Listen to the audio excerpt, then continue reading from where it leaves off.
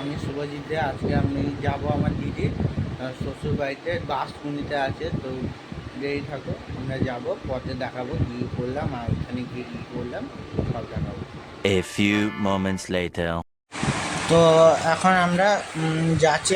আমি যেহেতু হাঁসেই বলে কাছেই থাকি, তাই হাঁসেই বলতে এখন বাস ধরেছি। তো এখন হাওড়ার দিকে যাচ্ছি, ঠাকুমাকে ওইখান থেকে নিয়ে সাথে করে তারপর বাস ধরে যাব। তো তোমরা দেখতে পাচ্ছ, যা আমি তো প্রথমেই বললাম, প্রথমে এতে দেখলে যে আমরা যাচ্ছি এখন আমার দিদির শ্বশুরবাড়িতে। অনেক দিন ধরে কোথাও যাওয়া হচ্ছে না, আর কোথাও ব্লগ ছাড়া হচ্ছে না, কিছু ভিডিও করা হচ্ছে না বলে, তাই ভাবলাম আজকে এটা নিয়ে একটা ভিডিও করাই যাক। তো চলো। তো আমরা এখন যাচ্ছি। তো রাস্তায় একটু দৃশ্য দেখা বলে আমি একটু তাড়াতাড়ি করবো, যাতে সেকেন্ডে এটা বাড়িয়ে দেবো, যাতে তোমাদের বোর ফিলিং না হয়। তাই দেখতে থাকো। আমার হাতে যে প্যাকেটটা তোমরা দেখতে পাচ্ছ, ওটা আছে ঠাকুমা নিয়েছে 1 কিলো আম ওদের জন্য।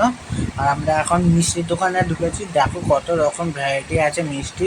মনে তো হচ্ছিল সব কিছু নিয়ে নিই, কিন্তু কি করবো, নিতে পারবো না। তো মানুষ পারলে নিয়ে নিতে পারতাম,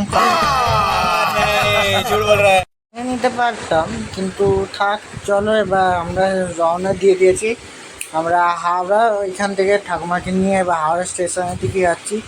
ওইখান থেকে বাস ধরে আমরা সোজা টালিগঞ্জে ওইদিকে যাব, যাতে নাকতলা যেখানে ওইখানে যাব টালিগঞ্জে। তো মাঝখানে হাওড়া ব্রিজে পড়বে। আমি বেশ ভালোই ভিডিওটা করেছি, দেখতে থাকো, আশা করি ভালো লাগবে। আমি বাড়িয়ে দিচ্ছি। তো আমি দূর থেকে তুলেছিলাম হাওড়া ব্রিজে। আসলে কাছে গেলে খুব একটা তো ভালো তোলা যায় না, আর আমি বাস থেকে তো নিচে নেমেও হাওড়া ব্রিজ ভালো তুলতে পারবো না, তাই আমি দূর থেকে তুলেছিলাম, যা একটু জাস্ট ভালো লাগানোর জন্য।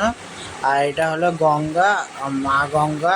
কমেন্টে বলে দেবে জয় মা গঙ্গা, সবাই ইচ্ছা না পূরণ করে। এখন শিবের পুজো হচ্ছে, জানো, শ্রাবণ মাস, তাই। আর এইটা কিছু কলকাতার দৃশ্য।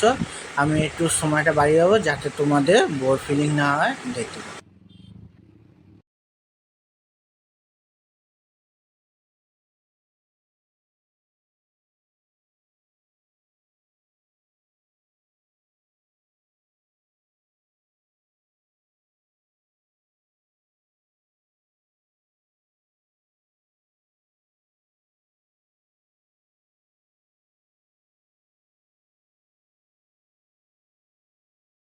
তো আমরা আমরা নাকতলা চলে এসেছি। এবার বাস ধরে যাব। তো যে সামনে দেখতেই পাচ্ছেন, ওই অটো গাড়ির মতো, প্রায় রিক্সা।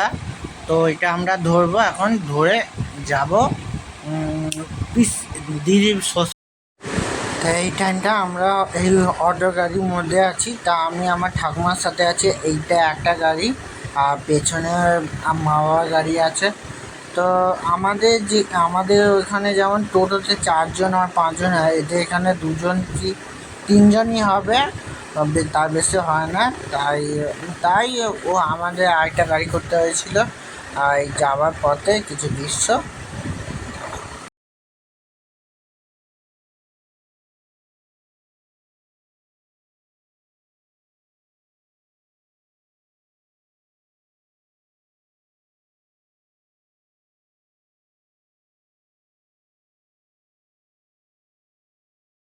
তা এই মুহূর্তে আমরা পৌঁছে গেছি। তো আমরা এবার ঘরে ঢুকছি। তা আমরা পরে দেখাচ্ছি। এই আমাদের হলো স্ন্যাক, আর আসার সঙ্গে সঙ্গে ড্রিঙ্ক দিল। এই যে খাচ্ছি, দেখতেই পাচ্ছেন। हाय हाय इतना सुकून। সাথে মিষ্টিও দিয়েছিল। A few moments later. আমাদের দুপুরে খাবার চলে এসছে, পরে চিকেনও ছিল। আর তার কিছুক্ষণ পর আমরা এবার খেয়ে দে। তা আমরা উপরে উঠেছিলাম একটু, আমি উঠেছিলাম শুধু, ছাদে গেছিলাম। একটু মেঘলা মেঘলা ছিল, তখন প্রায় 3টে বাজে। আর তাই একটু দেখলাম ছাদটা কেমন দেখতে, চারপাশটা কেমন দেখতে উঠেছিলাম। সেরকম খুব একটা নয়, একটু ঠান্ডা ঠান্ডাই পরিবেশ ছিল, হাওয়াটাও কম ছিল, আর মেঘলাও ছিল বলে অতটা সমস্যা হয়নি। আর আমার ভিডিওতে একটু লাইক আর শেয়ার সাবস্ক্রাইব করে দেবেন, যে সুবিধা হয়।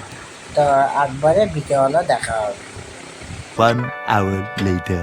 তো আমি ঘুমিয়ে টুমিয়ে উপরে এসছিলাম ছাদে, তো তখন 5:30 বাজে।